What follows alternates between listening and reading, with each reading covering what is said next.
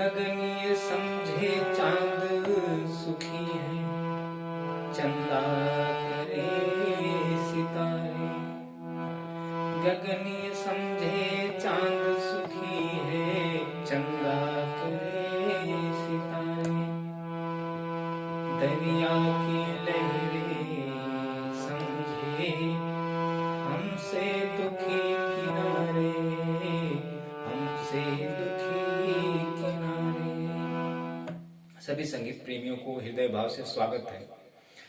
दोस्तों, आज हम इस हारमोनियम के विषय में समझेंगे और जो संगीत प्रेमी हारमोनियम सीख रहे हैं उन्हें समझना है मैं आपको क्या बताना चाहता हूँ, और आपको अगर अच्छा लगे तो आपको उस हिसाब से आपको संगीत सीखना चाहिए।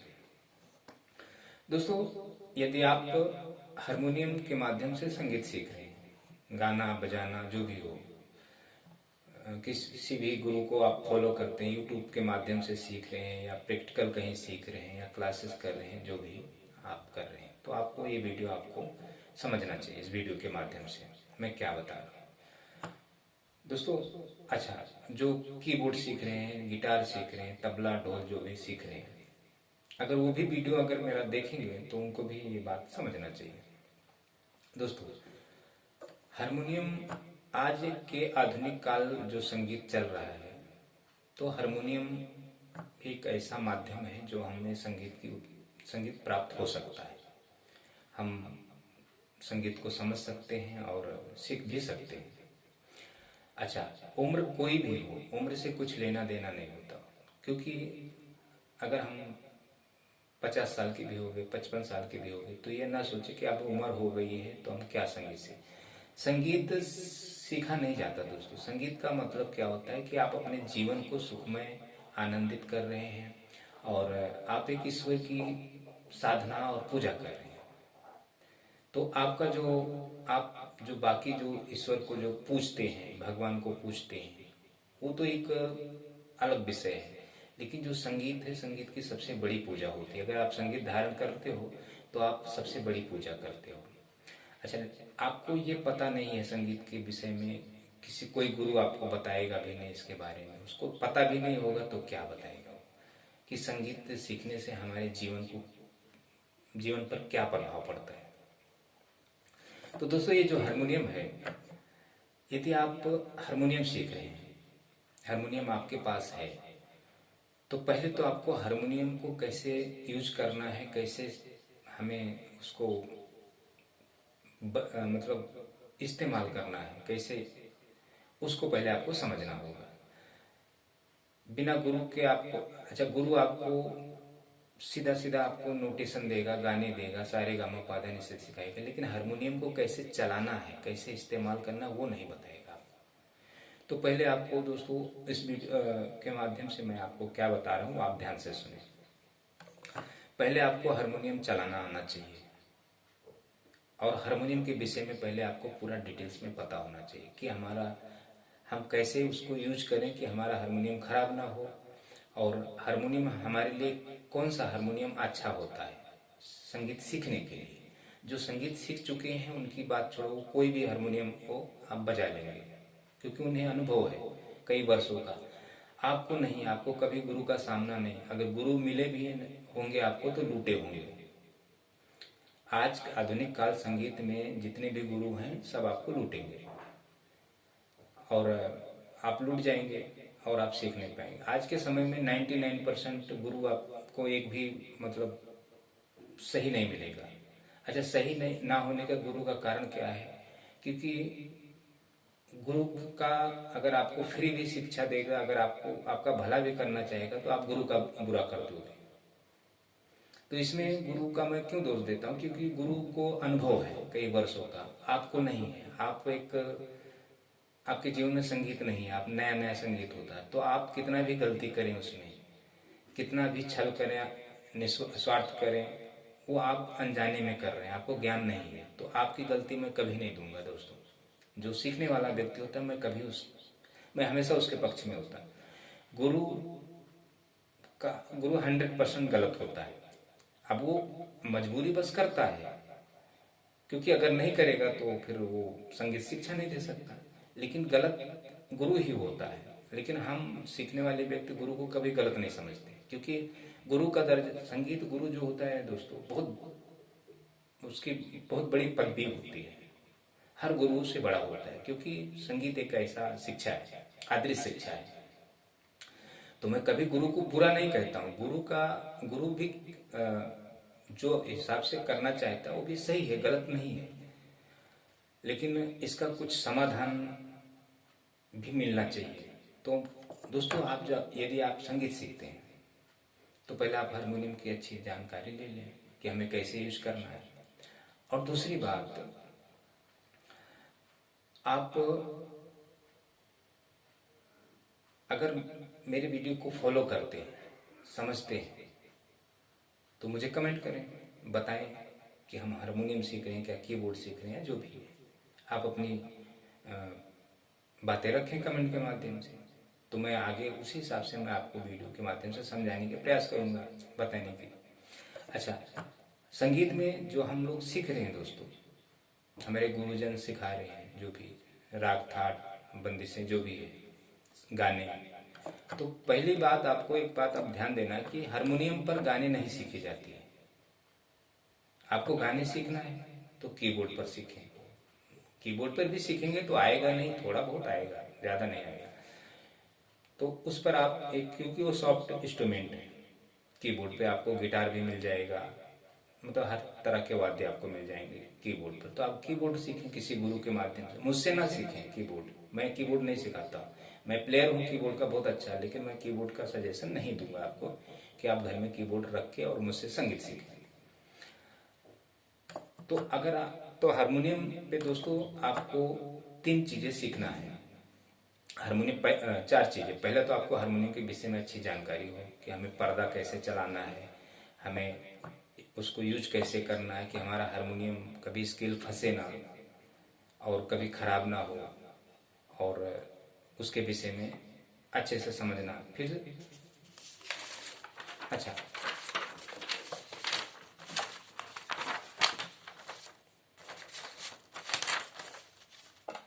देखें दोस्तों, ये जो अब ये समझो कीबोर्ड हो गया या हारमोनियम हो गया, क्योंकि ये मतलब पेपर है, इस पे वही हिसाब से बताया गया है। अच्छा, मैं लोगों को इस पे शास्त्र सिखाता हूँ, यानी शास्त्र बेसिक। शास्त्र समझने की चीज होती है दोस्तों, सीखा नहीं जाता है। शास्त्र को समझा जाता है एक्चुअली, और शास्त्र के माध्यम से हमारी जो हमें मार्ग मिलता है, मार्ग जो है मार्गदर्शन होता है शास्त्र। तो इस पर हम सरगम लिख के लोगों को दिखाते हैं। तो अगर आप YouTube पर वीडियो देखते हैं तो आप इसको अच्छी तरह समझ जाएंगे, इस पर क्या लिखा हुआ है, क्या नहीं लिखा हुआ है। अब जैसे ये दो काली दिख रहा है, तो ये 2 काली हो गया, या 2 काली ये हो गया, या 2 ये हो गया। 3 दिख रहा है तो ये 3 ये हो गया, इसके नीचे सफेद है, तो सेम यही है। अगर इस पे हमने लिख दिया तो आपको पहले उसको समझना है कि कहाँ कहाँ वो शब्द लिखी गई, कौन सी स्केल पे लिखी गई, वहां आपको उंगलियां रखना है, उसको पहले समझना है। अच्छा, ये समझना बहुत मुश्किल होता है दोस्तों हर एक स्टूडेंट को। मालूम क्यों?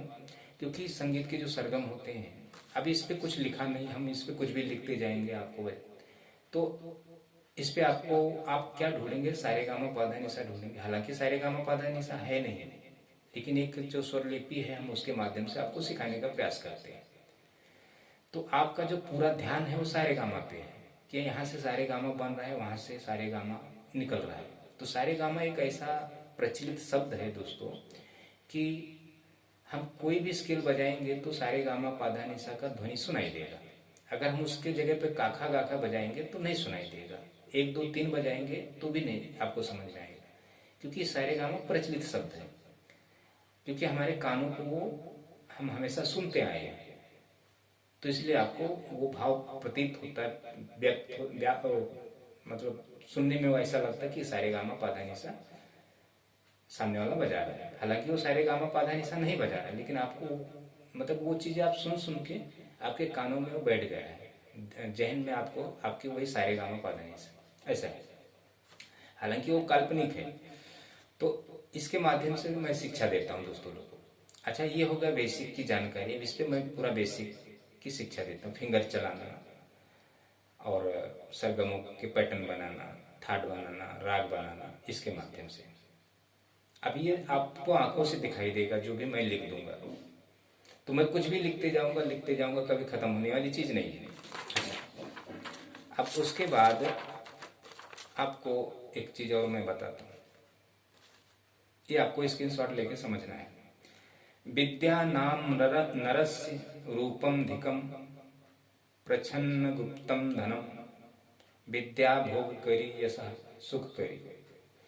अब यह है छंद।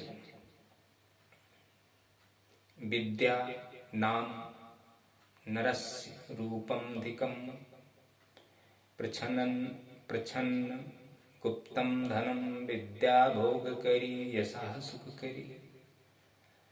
अब हम अपने कंठ से इसको बोल रहे हैं, तो गाने की लाइन हो, गजल की लाइन हो, भजन की लाइन हो, कोई भी शब्द तो है ना, सब शब्द चाहे संस्कृत में हो, चाहे हिंदी में हो, चाहे उर्दू में हो, मतलब जैसा भी हो, हमें कंठ से ध्वनियां उत्पत्ति की जाती है। अच्छा, अब इस शब्द को इस शब्द के रहस्य को हम समझेंगे कैसे,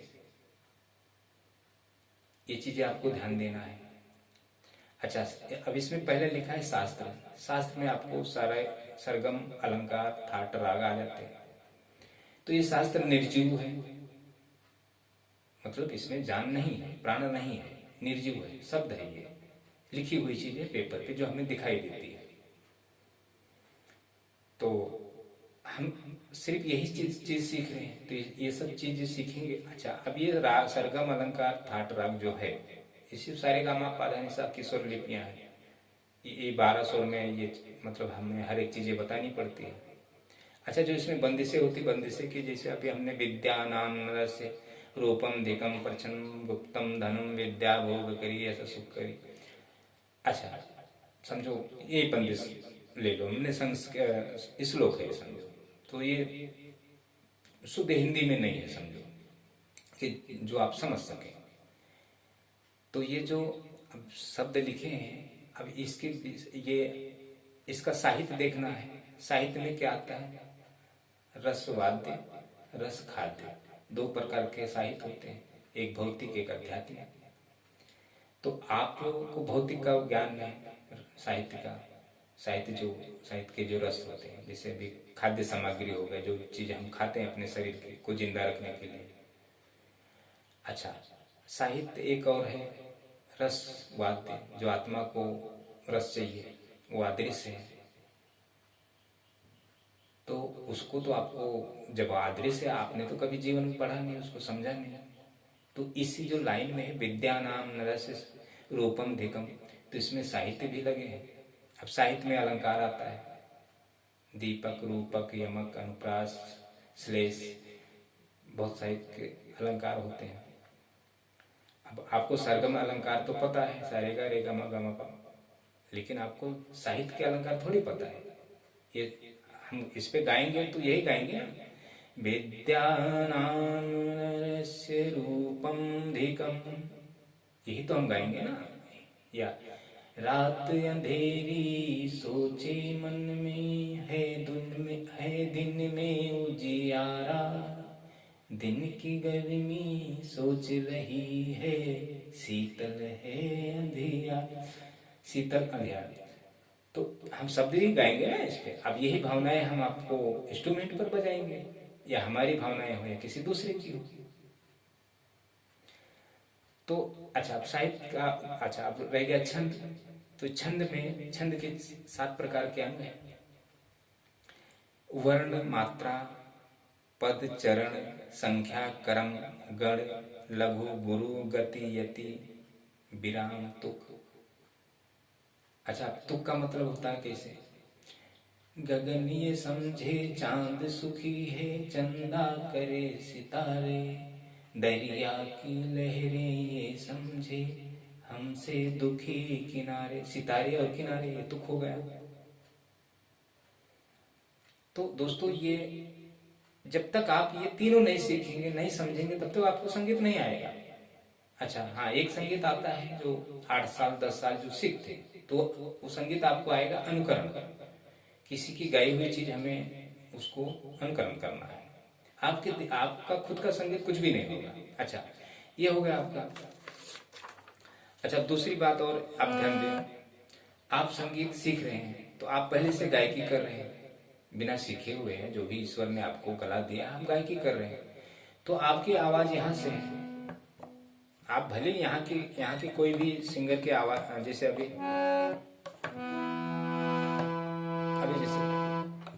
जैसे समझो, ये मेरा दीवानापन है, ये मेरा दीवानापन है। अभी समझो मुकेश ने यहाँ से गाया होगा या यहाँ से गाया होगा, जहाँ से भी गाए होंगे जी, लेकिन आप जो ये गाना गा रहे हो तो आपकी आवाज यहाँ से है।